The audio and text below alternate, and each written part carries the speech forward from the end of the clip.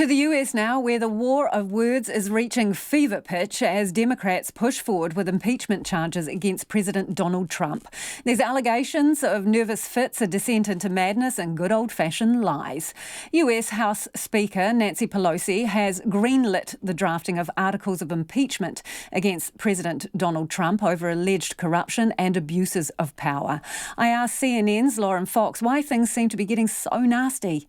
Part of the reason this has become such a divisive issue and the reason that Nancy Pelosi, the Speaker of the House, didn't even want to go there for so many months is the fact that you're talking about a president who really makes people divided. The fact is here, the president, since he came into office, has made Republicans, feel like their base is really behind him. And for Democrats, their base has been urging them to do everything that they could to unseat him, to beat him, and in this case, impeach him. Now, I think that Nancy Pelosi eventually changed her tune on this because she viewed this issue with Ukraine as so serious that she didn't really have another choice. But of course, that put some of her moderate members, people who came from districts that the president won in 2016, in a difficult spot. Now, eventually she got to the point where a majority of her caucus supported this, and they're moving forward. And then, of course, we heard from her today that she has instructed the committee chairman to move ahead with drafting articles of impeachment. And obviously, that's a very serious escalation. So, is it going to happen? Because we've heard so many times impeachment is close, so many false starts. Is it really full steam ahead? Well, right now they are on track to do this before Christmas. And I can lay out a little bit of the timeline here. So today, Nancy Pelosi made that announcement that she wants the chairman to go ahead and move forward drafting articles of impeachment. On Monday, the House Judiciary Committee will have another public hearing where they'll hear a presentation of evidence from lawyers on the Intelligence Committee and on the Judiciary Committee, talking a little bit about what their 2-month investigation found.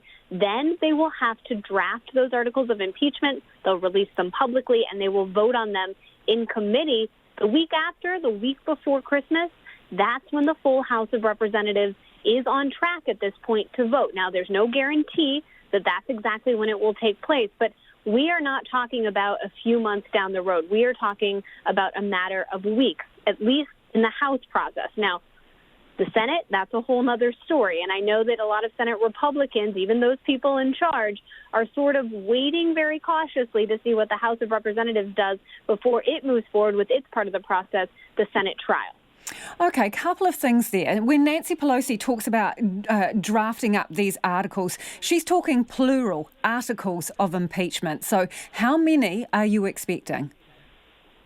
Well, I think that we have seen a little bit of a roadmap of what Democrats are thinking about in the House Intelligence Report. That was that 300-page report that came out earlier this week. And two of them, I think we have a good, clear indication that it's the direction they're going. One of them, obstruction of Congress. The fact that the House Intelligence Committee really documented what witnesses, what documents they weren't able to obtain because of White House obstruction, I think that gives you a clear sense that they believe they could charge the president with an article of impeachment of obstructing Congress. The other one would be an abuse of power charge, potentially. And that's important because, of course, they have been investigating whether or not the president was using his office in an effort to try to get political dirt on his political opponent, Joe Biden. So that's the other charge. Now, there's a third that's a little bit more contentious because some of those moderate Democrats, again, people who won in districts the president won in 2016, aren't really willing to throw the whole kitchen sink at this.